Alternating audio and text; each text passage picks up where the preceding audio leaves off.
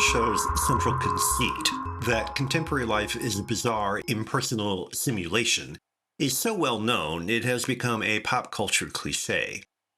Since Truman Burbank, Jim Carrey, does not know he is the star of a reality television series, he provides a sharp example of our voyeuristic fixation on quote-unquote real-life spectacle. That clever conceit nonetheless creates a host of structural challenges that inevitably shape the results. Obsession with visual spectacle is an unusual subject for Hollywood, to put it mildly, but it is even more uncharacteristic to foreground the attention in the film itself. The first character we see is not Truman, for example, but evil mastermind television producer Christoph, Ed Harris. Creator of the show, he explains the situation to us, in direct address no less, in which every aspect of Truman's life has been created for him so we can be entertained by his struggles. It's an economical way to explain a mise en abîme that could otherwise require reams of exposition if left to the action to reveal it.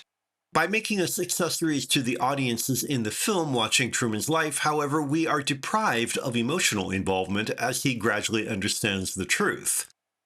If we shared Truman's ignorance, we could experience his frustrations and eventual triumph with him. Because we know what is up from the start, however, we can enjoy a spectacle that happens to someone else, who might also seem stupid for not being in on the joke. For the story to work at all, this world has to make us believe that Truman believes it.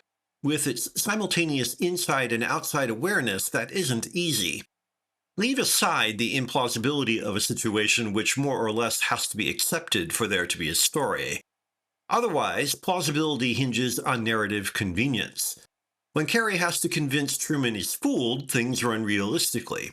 To underscore his objectification, on the other hand, there are cuts to in-film viewers. The limitations imposed by the schizoid intent are particularly notable in the ending, when we are meant to cheer along with that audience when Truman defeats Christoph's godlike posturing. Harris handles Christoph's monomania with chilling understatement. Carrey is as convincing as the situation allows. No matter how good either may be, however, you never see Truman as anything other than a character, because the quote-unquote real Truman is too much of a self-conscious construction in Truman Show the film to be compelling outside of it. The film's dual perspective does provide a satirical edge, however.